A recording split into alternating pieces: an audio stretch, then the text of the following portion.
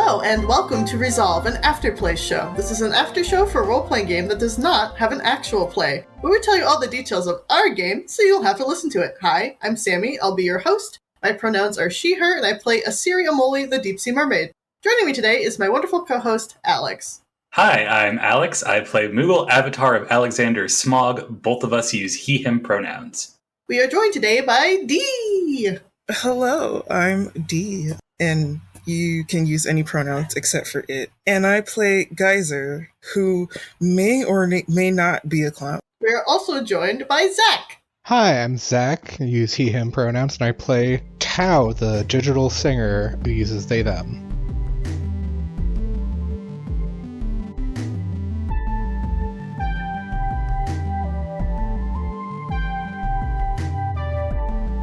Welcome. Thank you for joining us today. Now that we're all here, Alex, why don't you tell us about the actual play?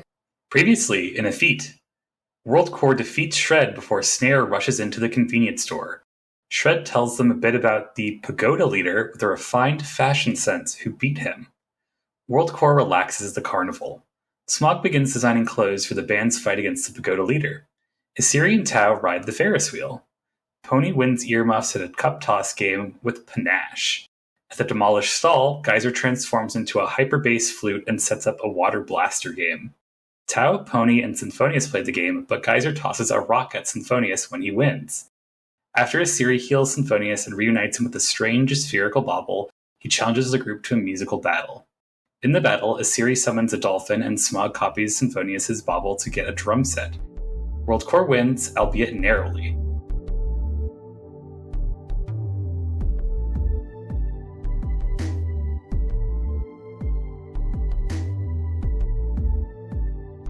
Alright, so now that you've heard the actual play, let's do a deep dive into the session. Surf's up, everybody! We beat a gym leader. Yeah, we have to go back and see if we get a badge. You're right. We didn't get any money either, but I guess we got more points. Yeah, points are money. Points equal money in this society. The points are their money. So if I shake somebody really violently, will their points fall out of the sound cloud in front of me? You can literally pay someone with exposure. You're right. You can. That's kind of nice because it's literally your work getting turned into the work that other people are doing. But that could be completely busted if, like, the world's biggest toy manufacturer becomes the leading musician by merit of everyone buying their toys. Yeah, when you try to factor in capitalism, the system kind of falls apart. But as far as making a reason to have, you got enough money from winning this battle to go buy some stuff from the shop without actually having people we beat, like, Venmo us. Or whatever. Yeah, Interstitial is not set up for a financial bank check game. I don't really want to spend time managing bank accounts here. Yeah, very much not what the system's really meant for, but fun to play around with. Yeah, not even is there no concept of money, there's barely a concept of items. I have a move that talks about an item, but that's still mostly narrative. It's not like I keep track of it. Yeah. There's no, like, storage either. Yeah. Like, inventory management. It's really, we're getting into the story. But just fun. But if I wanted to do all that stuff, I guess we do, like, a farm simulator or something like that. I hope the next world is our farm simulator world. Ooh. Yeah, that could be the, like, meadow spelling world. Would Pony want to work on a farm? Farmville. Probably not. Although Pony might appreciate it after seeing some of the fresh produce. Maybe it would be something where she could be a hero, like a Plants vs. Zombies. Oh my god. Ooh, I like that. I love Plants vs. Zombies. I purposely didn't go over a lot of the hard details of the fights in the summary because I think we'll get into it here. If you'll recall, last time Smog did summon the battle round, the dance floor. Dan was like, oh, this is the first time one of you has issued a challenge. What does it look like? What are you making? And I was like, well, Zach and I have been playing a bunch of Theat Rhythm, so it looks kind of like a child made a stage, or there's like a chibi version of a stage that's popped up on our side. And Dan went on to be like, well, Tread's got kind of like a beach and an ocean appearing behind him. That's cute for like, Smog. It would make sense for him to have a small dance floor to bust a move. Bust a Moogle. Ooh, That sounds violent, though. can Smog breakdance is the question on everybody's mind. I don't think so. But the flying thing kind of lends itself to that, right? Because you can massively decrease the friction between yourself and like the ground. Has Smog mastered the dancer class? I don't think this Smog can breakdance, but I think Smog could definitely find a version of himself to summon that can breakdance. Oh no. I'm just imagining the voice. You got served. I really like Shred as a character. Shred's great. He's just like, got it. That was a very fun fight. I appreciated how tubular it was. Totally tubular. Totally tubular. Totally, dude. With the tide running in and out every time Shred's launched an attack, I thought that was a fun style. Literally shredding the waves, but also shredding the guitar that Shred's is, because he is a guitar. Yeah, I love the little detail of when he was charging up for his big wave attack. The tide went out super far. Like, oh, I see what you're doing. Gotta get ready for that. Although I do like how it was actual water instead of like the weird sound wave water that's outside. I didn't really think about that. I assumed that it was the weird soundwave water, but we just weren't underwater for long enough to have to deal with it. He did use the same weird red aura powers that other people have been using to activate some of this. So we can assume that he's been hurting himself to make his music better. Yeah, at one point right at the end, I was tracking that. Like, he's done that 3 times already. I could probably hit him and he would go down and then we would win the fight. But at that point, we were already so close to winning anyways. So figured probably wasn't worth it. If we killed somebody else, Asiri would be distraught, so thank you for your discretion. Would Snare have anything to say about that if you ran in and Shred was straight up dead on the dance I don't floor? know. I don't want to find out. Let's not kill people, guys. Guys, that kills people. I love how a series is so committed to the preservation of life when necessary. Not that she won't ever kill. The cycles and eating is a part of that, and things die. So I'm not trying to imply that she's on the level of like a Jane or something, but don't do that, please. Leave me alive, people, that way. Yeah, there's definitely a time and place and a purpose for these actions, and wanton killing is not one of those things she subscribes to. I mean, you probably also shouldn't be draining your own life force to power up your music. Do you think that's something everybody here can do, or is that just a gimmick of this particular area?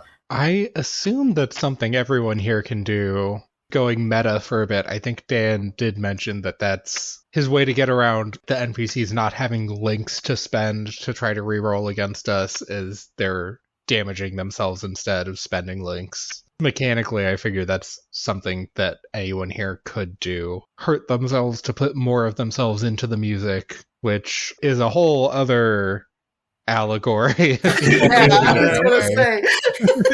That's deep, dude. I'm 14 and this is deep. Jumping ahead a little bit, I wonder if it has anything to do with these instrument orbs that have been popping out of people. And now that we have one, if we could do some sort of special move by harming ourselves in the middle of a fight. I think the Discarded has a move like that. I don't have it yet. There's a chosen one move. You get a middling result on the dice. You can take damage to bump it up to a full success. I think it's Grass Blade. And that's often a consequence of getting a middling result is to succeed, you must take some harm. So, Yeah. not out of the question. It would be easy to do that too, considering just how powerful cast magic is. And also, Isiri has the heal move when she makes links. I've typically played games very cautious when it comes to my health bar. Part of me feels very attached to my characters. So I'm like, I don't want them to die. Right. Funnily enough, I haven't played any systems where you're expected to change characters frequently or die often, or like it's something that you should expect to happen, at least not the campaign, because I think vampire, it's a lot more threatening, right? Yeah. Yep, I could absolutely have killed you, but I opted not to several times. I definitely played characters that, not in a literal sense, but like the colloquial sense, had a death wish. Yeah. We're trailing after trouble in all the wrong ways. And especially in one-shots, I feel like that's pretty fun to do, is like put that character's life on the line. 'Cause you're never going to come back to them if they die anyway. True. And one of the nice things about Interstitial is, and I don't know about other Powered by the Apocalypse Engine games because I've never played any other ones, death isn't the only option when you fill your harm clock. You could lose your memory, owe somebody a favor, some other things as well. Mm-hmm. And I have even more options with that because I have one of the dark moves, 3-stage fight. And if you get a middling success on that, yes, you're still alive, but you only get to choose 2 from a list of options. And your leitmotif changes slightly. It reprises in a minor key. Speaking of, part of that fight was Tao going along with sort of the RPG music theme and starting to Latin chant. Right, yes. That was Tao going along with Smog's introduction of the more RPG theatrhythm, going into a full one-winged angel Latin chanting, and then later Asiri coming in on top with the high-pitched wailing over it. Very good. I like how we turned this like surf rock fight into Bloodborne. Oh yeah, with the tide powers, one of the more special abilities was hitting 3 of us at once. There were only 3 of us participating in the fight this time. Geyser decided to stick it out. Pony seems to be uninterested in doing more music in general. But we all had to defend, and I think we all managed to, and that was the killing blow, was those going back to him, right? Yeah, like Asiri co-opted the wave and was just like, nope, slap. Bye.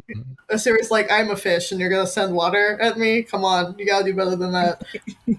Didn't you send like a wave of fish back at him? Yeah, I filled it with creatures of the deep, giving you creep. Which is very Sammie coded in general. Explain, please. No, like, if you, Sammie, were in a video game and like one of your moves was just sending a wall of deep sea creatures at people, I was like, yeah, that makes perfect sense. Like, that is something Sammie would do. Yeah, I can see that. I can't argue. Of course I know him. He's me. I bowed out of that fight mostly because I didn't find Shred an interesting person to antagonize, and I kind of wanted to see how everyone would do in the fight, sit back and observe for a second. But if I had thought about it, because the way some of the mechanics go, you have multiple chances to defend against or like issue. And then there's also like a stat boost on a move when you harmonize. And so I think +4 is better than +3. But yeah. If I had thought about it, I would have joined in just to make the fight a little easier for the party, but I wasn't thinking about that. The Geyser doesn't want to fight this guy. He's just like, oh. The wild thing is that comparing the 2 fights, I guess maybe just how the rolls worked out, maybe Shred was rolling ass the whole time. The Symphonious fight was a lot harder, even though we had that one more person that added a boost to most of our rolls and to the action economy. Yes. I think that might be because Symphonious was not a 4-on-1, it was a 4-on-3. He did have not only himself, but the 2 digital hands, one on the drums, one on... There's a keyboard. Yeah. But he did have his 2 little helpers assisting in the fight, so it wasn't just one target. Yeah, I do have to question how the Shred fight would have gone differently if Snare had gotten there or joined mid-fight or something. Yeah, maybe we would have had more challenges similar to later on when there were more people against us, more of a health pool so that Shred wouldn't have to worry as much if he got knocked out using his last harm to play better. Dan definitely made me feel good about rushing to the convenience store. Yeah. I like how willing Shred was to fight in the convenience store, knowing that he was going to have to clean up this mess later anyway. Siri even offered help, and he was like, no, that's my job. I actually love cleaning. But I love how he got defeated, and he's like, oh, I'm so cool. We tried to ask him how he became the leader in the area. What do I have here? I became the leader because I beat everyone in music battles. What? I mean, enough. Yeah, that's valid. That makes sense. No ambition, no underlying secret skill or scheme, just a sweet guitar and a beach, man. Pure talent. Just like better than a lot of people, actually. I just go with the flow and just take my time with the rhythm, you know? Shaw. I'm a big fan of Dan's voices and his impressions between this one and the crabs from the last world. I've said it before and I'll say it again. Half my time with Dan is convincing him to do stupid voices.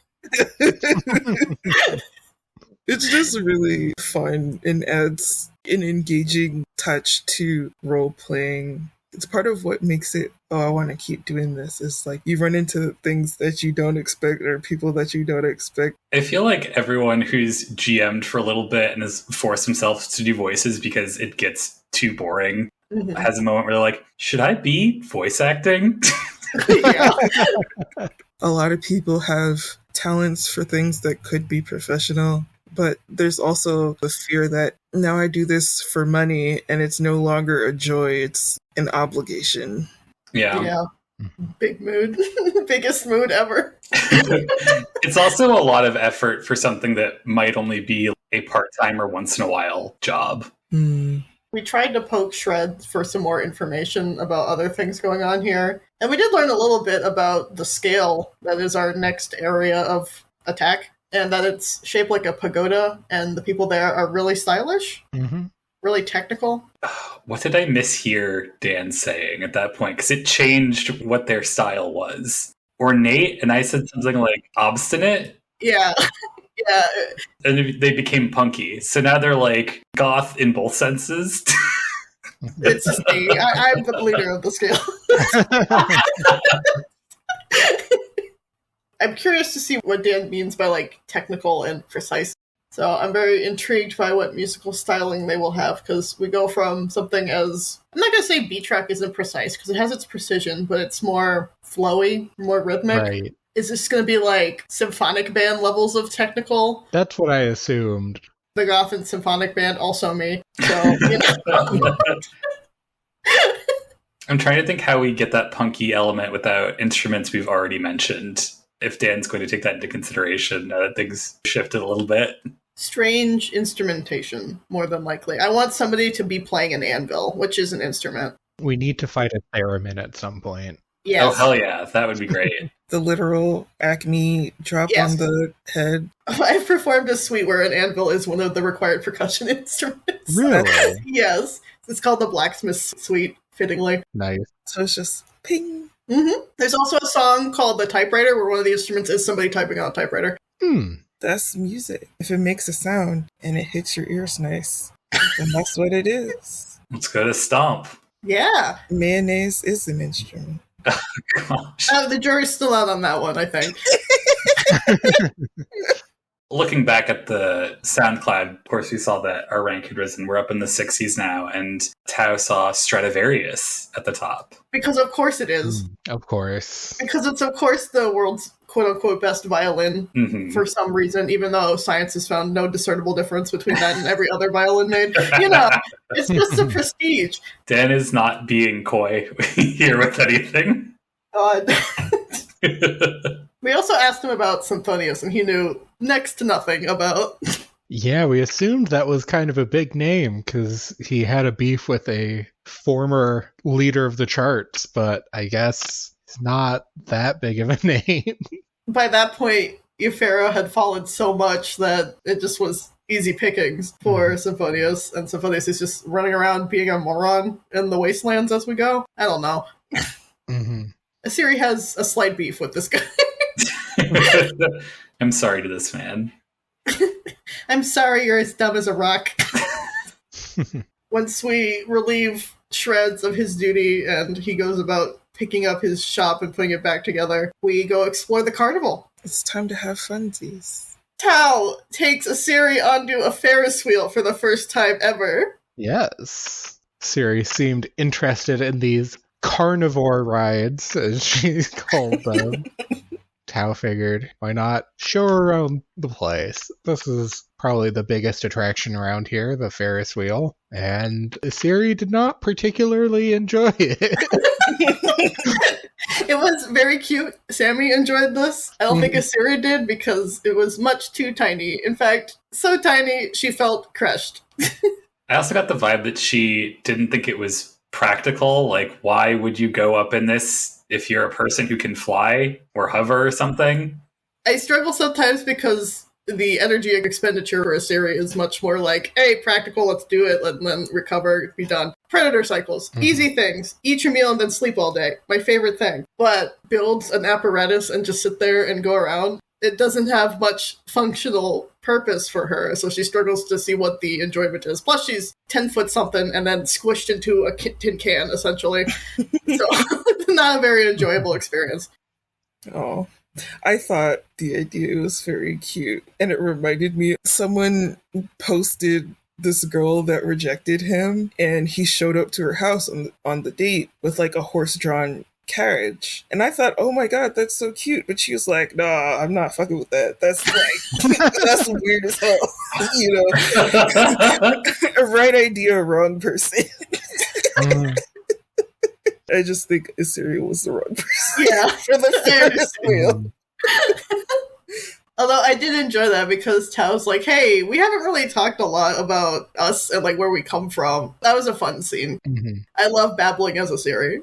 Yeah, that was fun. Because I think at that point, Asiri had already said she wasn't really into the Ferris wheel, and we were like a quarter of the way around, so Tao was trying to fill time. It ended up being a cute scene of Asiri talking to Tao about her home world. Does Tao want to visit? Yeah, Tao would be up for visiting. Although I still don't think Tao's really been underwater without any sort of apparatus protecting them. I still am not sure how they would handle water.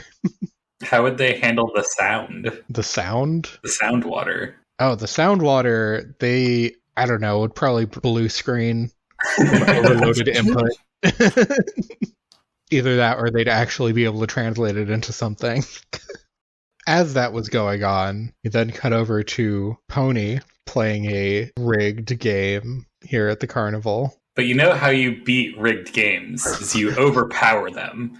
You blow up the entire stand with your magic. Every time Pony does an action, it has explosive consequences, and I'm here for it. So good. I legit felt pride as Geyser. In character, hearing the explosion and seeing Pony. And I remember when Carolyn was describing, I have the ball in my mouth and I'm just gonna like whip my neck and just throw it very hard. That's some Geyser type shit. If I had thought about it, I would have been like, lightly, but that's not really an interaction, that's an observation. Do you win that game if you explode and shatter the bottles instead of knocking them down? I mean, they're technically not on the table anymore if they're not there. I feel like if the base is still there, you didn't actually do it. You have to make sure the base is off the bottom. Which doesn't work if they're glued, I guess. So if you blow up the table, then you win by default. Yes. Right. So the real win is setting fire to the ball and getting some oil on the table, and then setting fire to the table so it collapses. But making sure you don't hurt the carny running the game, because then that's a disqualifier. Well, then they can't hand you the prize after. Yeah. Which is a disqualifier.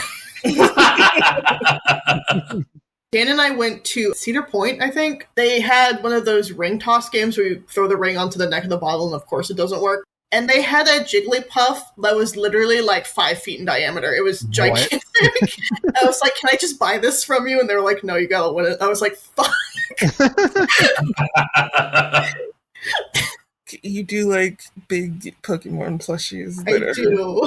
Especially Jigglypuff. Enormous round Pokemon plush. Enormous round Pokemon are my weakness.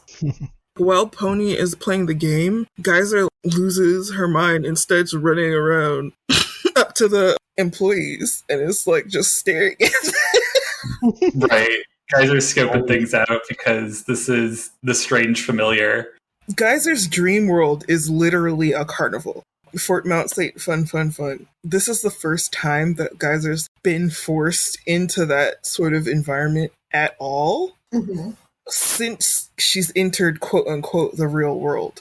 Imagine years later, all of a sudden, here's your job place, and you're already a little nonsensical. Geyser stops thinking, I'm with my team members, and we're trying to find the core of this world and see what's going on and investigate, and starts thinking, I am a carnival worker, and I have to do my job. She's like, you have to be an instrument to work here, and you have to have a stall. I asked everyone, what's just a ridiculous instrument?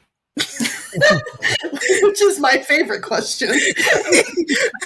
And yeah, Sammie was like a contrabass flute, or like, what was it? Like a soprano trombone was the opposite of what you got. A piccolo trombone is like, it's a little tiny little dude. But the thing I sent you that you fell in love with was the hyper bass flute. Which, if you've never seen a hyper bass flute, please just Google one. A flute the size of PVC pipe and then twisted into a triangle for some fucking reason. It's the weirdest thing, and it sounds really cool if you've ever heard one. What possessed you to make this an instrument? It's like 10 feet of flute twisted around into a triangle so that it can actually fit in any playable position. It's wild. When you think of flute, you think high, airy notes that are very sweet and pretty and lilting. The idea of a big one that's super deep, it is actually ridiculous. So I was like, yeah, I'm going to turn into that. Obviously, it's going to be rainbow because it's Geyser. Gay pride. You have to do that.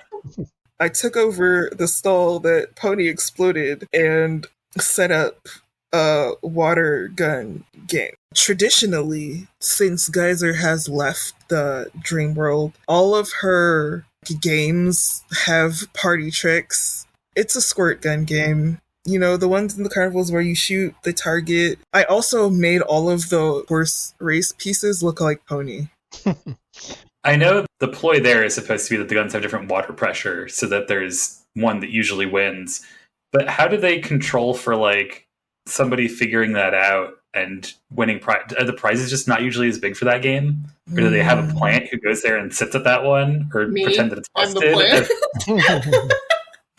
I have no clue. Because I've played those games before, and I feel like there's too many people coming up and around. And sometimes they can't even get people to come up and play at all. Because it's not really a fun game if it's only 2 people.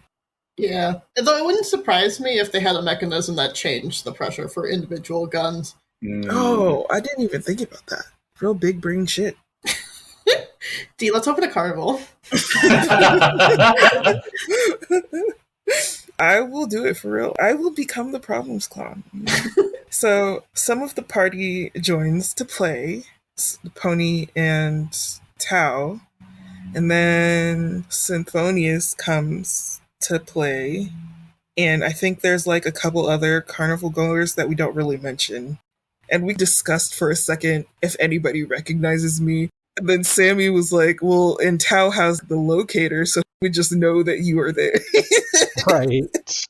They don't even call me out on it. They're just like, I guess we're playing the fucking game. Why did y'all do that? Like, no problem. Either set up a cool game for us. Let's play it. Asiri That's it. had no idea what the hell was going on, so she was like, oh, let me watch and learn something, I guess. Watch and learn? Honestly, while Asiri and Tao were on the Ferris wheel, I was trying to think, what the hell do I have Smog do here? He's kind of made it seem like he doesn't enjoy amusement parks. It's like, I don't know, he could shoot the water blaster game, but then Pony did her thing. It's like, oh, do I really want to do another game thing? And by the time that you had come up with Geyser doing that, I had already settled on what I actually made Smog do. So it's like, I'm going to sit out of this one. I just ended up not doing the thing I thought of doing first. Yeah, you were just on your phone, like, looking up stuff. I was doing some fashion design. I was either taking the party in the appropriate direction for the area, like getting us some super goth outfits, or trying to antagonize the area explicitly and going incredibly normcore. I just hate the phrase normcore. What a ridiculous concept. What is normal, A? And then B, the entire idea of core as an aesthetic drives me nuts, because you either follow the principles of the aesthetic and the alternative lifestyle that you're doing, or you're just a poser. I'm sorry, I'm old. I feel like that's the point of normcore, is to be super abrasive. I am performing, not being in a punk scene. It is the performance of the thing that most people already accept. I don't accept it. You're a fraud. Literally. Somebody listening to Taylor Swift. Literally. You're a fraud. You're not a real Swiftie. Unironically gatekeeping the most popular. Literally, like, oh, you're not good enough to listen to the top 10. You couldn't even name 2 moves from Gangnam Style. Oh, Oh man. pepperoni. So Pony and Tao start casting magic to boost their odds. Pony casts magic on the target itself, so it stays pressed back, and Tao casts magic on, like, the water. Tao didn't cast magic on anything. Tao was just, like, playing the game normally. Oh. Pony was doing a bunch of casting magic to try to get ahead. And Tao was just like, oh, this is fun. Was it Symphonious then? There was more than one person acting on the machine. I honestly didn't take great notes about the specifics of the water blasting. I think Pony did magic on the machine twice. Yeah, she did. Yeah. The big trick at the end is the horse that is about to win randomly goes into someone else's track and wins for them. So it goes to Symphonious's track, who coincidentally was in last place. Symphonious is, like, very proud of himself and like, ha, I am superior. And then Geyser does her little tootie toot with her bass and blasts Symphonious away. With a rock. With a rock. Yeah. You say blasted Symphonious away. You just picked up a rock and threw it at his head. At such velocity and force that it sent him flying about 50 yards back into the ocean. Full on Team Rocket blasting off again. The series just like, I don't know why I expected anything else. Let me go save this pathetic worm of a human or of an instrument. Meanwhile, Tao's just sitting there like, I'm glad I didn't win. Apparently he had enough time hanging that he could see Smog's eye, and it's like, oh, nice. As he flew by. Yeah. Which is hilarious, because especially Tao, considering how much bullshit I've gotten up to when it was just me and Tao around, they should have known this is not gonna be like, hey, a nice game. That's why I was confused. Nobody called me out for anything. Nobody said, hey, Geyser, why did you turn yourself into a flute and, like, take over a destroyed stall? What is wrong with you? That's not a normal thing to do. The issue for Smog and Tao here is they understand that there's something video gamey about this world. Like, they've caught on to the meta here, and it's harder to enforce the rules in a game that's already supposed to let you do whatever you need to. Right. Asiri has no idea what the hell's going on, so she's just trying to roll with it. Yeah, Asiri doesn't understand the rules of this world, so it's hard for her to be, like, trying to enforce anything, and, like, Pony's just another little menace. Yeah, Tao especially is also a very non-confrontational being. They'll just go along with things a lot of the time. I have the move that mixes strike with intent and strike to subdue lists, I decided to force a change of location and take something, even though I used strike with intent because I literally threw a rock at this guy. He went sailing away, and his little instrument bauble glass sphere popped out of him, and I picked it up. And then I just started doing my deep notes again. Just and everyone's just like, what the fuck? Yeah, Siri, meanwhile, is like, all right, let me pull this guy out of the water, make sure they're okay. And they start talking to Symphonius, and Symphonius is like, I feel bad. And the Siri's like, you're not injured anymore, I healed you. Did that weird orb of music pop out of you? And he was like, what? Well, we go back to go find it, and of course, Geyser is about to baseball chuck it at Symphonius's head again. I just chose that option because it was funny, and I wasn't expecting Dan to choose something that feels integral. I expected him to say, oh, his hat flew off and now you have his hat. Geyser doesn't know what this shit is. He doesn't want it, so she was just gonna give it back to him. I did give Symphonius an actual prize, the points that I collected from everyone to play. He did earn something for his troubles. I suppose. Symphonius does not believe Geyser that she doesn't want his bauble. I wouldn't believe Geyser either, but what is she gonna do with this? Like, she literally does not care. That's why she was gonna throw it at him. I think at that point he'd figured out who we were. Assyria dropped our band name, and he'd already cast us as villains in his story. Mhm. Yeah, that was a fun exchange between me and Dan. Because like Assyria's trying so desperately to not have this guy who's just been injured, just been like absolutely thrown around by Geyser, and it's just like clearly in no mental state to be dealing with all of us, and she's just trying to convince him. This guy is very clearly the hero archetype, like, oh, I'm the protagonist of the story, I'm the hero, I'm gonna save everything, defeat all the evildoers, and I'm gonna throw my cape around dramatically, and then Sirius like, what is wrong with you? Why aren't you listening to me? You are not making any sense! Main character syndrome. Main character syndrome. Siri doesn't know how to handle that, because that doesn't exist. It's full on just talk. It solves all your problems. Just talk. And he's like, no, fight. I'm main Sirius character. like, you don't want to fight me. I don't want peace, I want problems always. And you know what? He was right to fight us. I disagree. I rolled pretty damn well.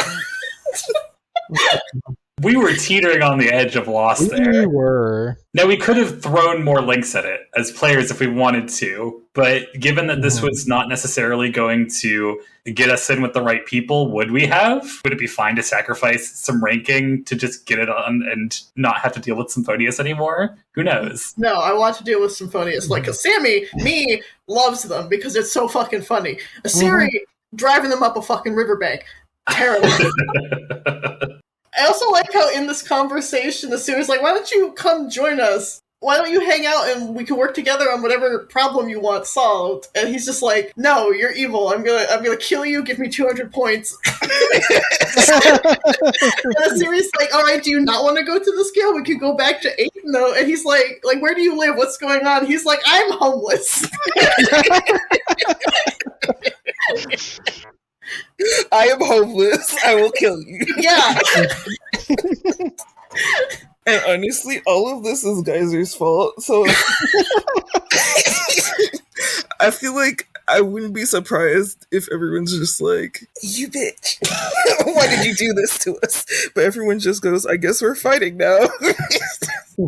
Smog has this thing with his class where he gets a little information ahead of time anytime he enters a world. So he knew that we were going to run into Symphonius a lot, and through understanding how games work, probably figured like, oh, this is our rival. That's why we see this man several times. Oh, we're definitely going to fight him, and didn't mind that much. But it was also like, oh, I see a series talking with them, like trying to get on, so maybe she's trying to get him to join us instead of fighting him, and that could be a better way to handle it. Did not work out. Yeah, I'm going to try again once we meet up for the next session, because I definitely want them on our side instead of having to repeatedly have to deal with this over and over again. It's funny because like Symphonius jumping to conclusions all the time reminds me of the tuxedo mask meme. He's like, all right, my job here is done, but you didn't do anything. And then you just see like the fluttering.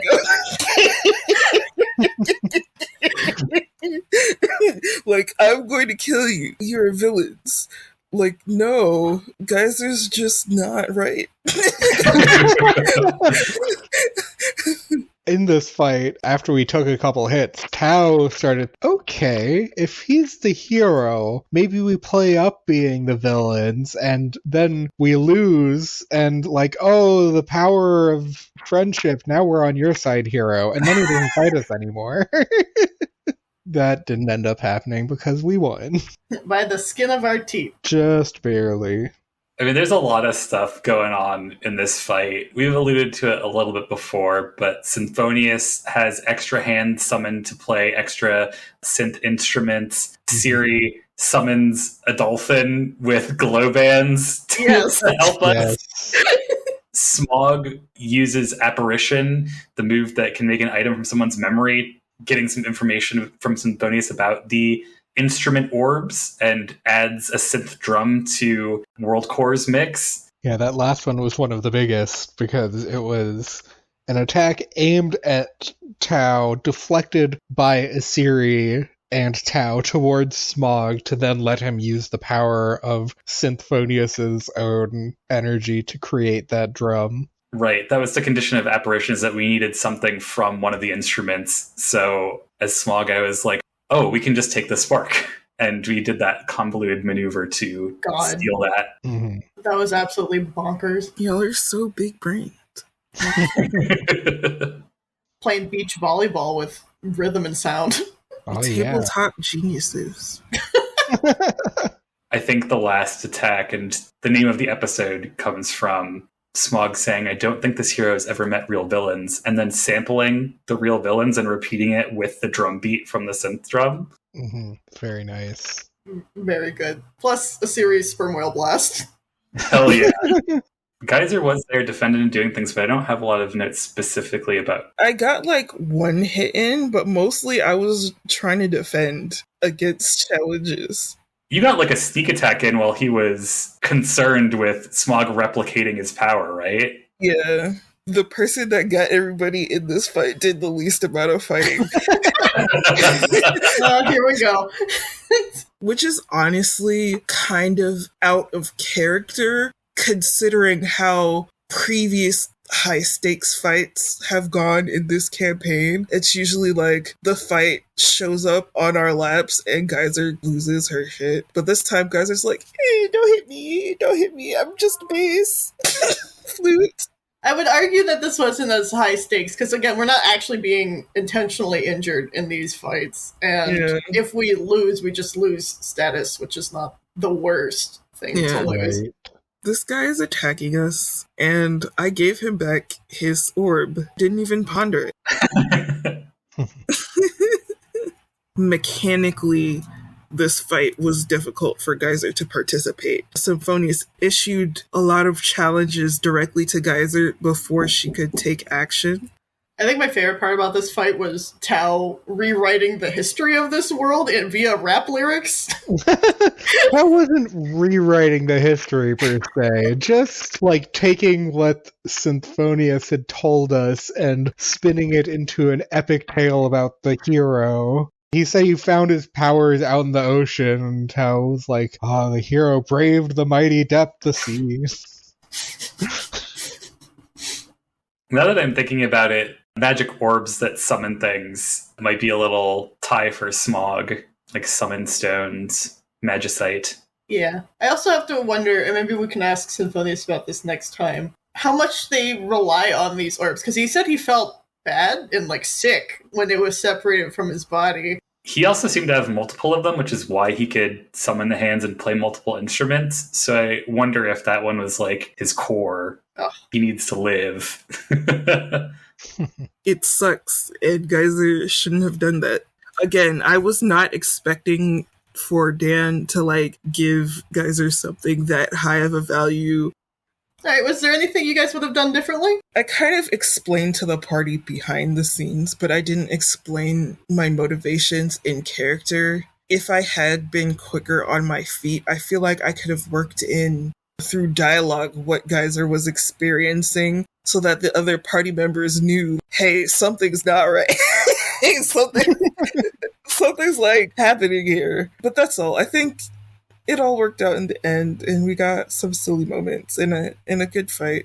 Oh, this is something that would have made sense for a series, so that's why I didn't do it. When I intercepted Symphonius' little synth bauble, what if I just held on to this? What would have happened then? But I don't think a series would have done that. That's the Sammie brain thinking. But would they have been weakened? Would they not have another instrument? Could we have used it? There's possibilities. The possibilities are endless. Just add Alfredo. You're right. Although vodka sauce unleashes the hidden flavors of the tomato.